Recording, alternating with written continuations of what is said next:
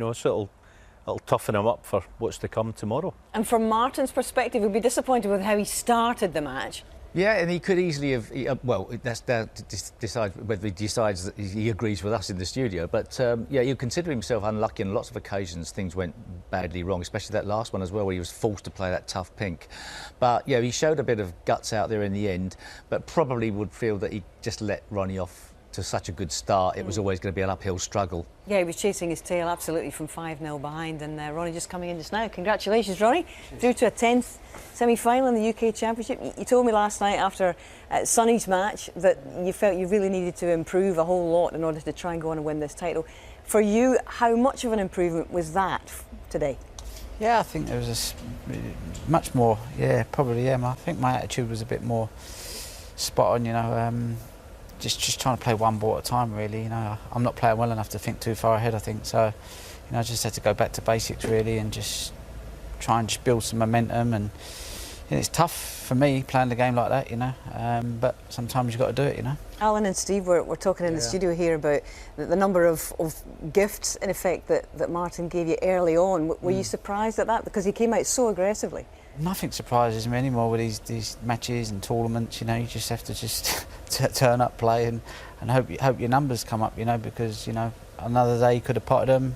You know, I don't know. I try not to work it out anymore. It's an interesting thing when you're sitting in the studio. You're sort of analysing. You know, have you done some of this as well? You're analysing the shot selections, and Martin sort of took it to you immediately in the game, playing some quite aggressive shots. That's how we sort of read it in the studio. If they come off, it's great, but it didn't. So it seemed like you got some help to start with. Yeah, he still had to go for him. No, they were like shot to nothings really, but he hit them that bad that he'd end up leaving the white in the middle of the table. So it wasn't like risky shots. I didn't think so. You know. We were saying, Ron, when it was 5-3, there is 5-4 the point where you would start thinking. I was thinking that 5-0. Don't worry about that. I'm not playing. I mean, I'll be honest with you. I mean, there's no point lying. You know, you've all sat here and watched all my matches. You know, I'm not playing fantastic, but, you know, I'm competing and I'm trying my hardest, and if something clicks, great. If it don't, then I'm going to have to be scraped off the table. I'm going to do a Selby on him, you know, and just dig it in, you know. Sometimes that's just what you've got to do. You know, last night we were talking about Sonny Akane, and you came in here, and it was a heck of an occasion. Yeah. I think even you and everybody else in that Barbican Centre were really charmed by the way the guy actually played, with a smile on his face. And he really did charm everybody there. When you see somebody like that coming through, albeit it was a difficult situation for you, how much could you appreciate the situation that fella found himself in last night? Yeah, I was the same 24 years ago, coming here playing. I remember playing Steve, and he was like, you know, he's like I am now. You know, probably just, you know, you've been in it a long time, and so when you're new to the game, you know, you got everything to gain and nothing to lose, and it's great, you know. But so yeah, I think he's a fantastic guy, fantastic for the sport. You know, he played a great match. You know, he was unlucky to not win. And a different kind of pressure. Stephen mentioned it in commentary last night. We were talking about it earlier. You know, you're clearing up to stay in a match against the world number 84. Is it a different feeling to having to clear up to win a piece of silverware? And how much more nerve-wracking is that?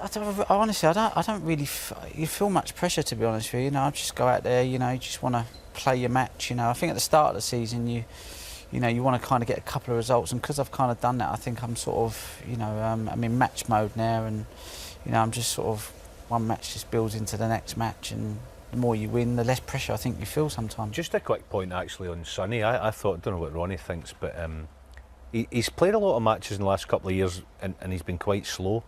But I think it's good that he's realised that he's playing this guy last night. I've got to get on with things and really take the game to Ronnie, because he's not going to beat him otherwise.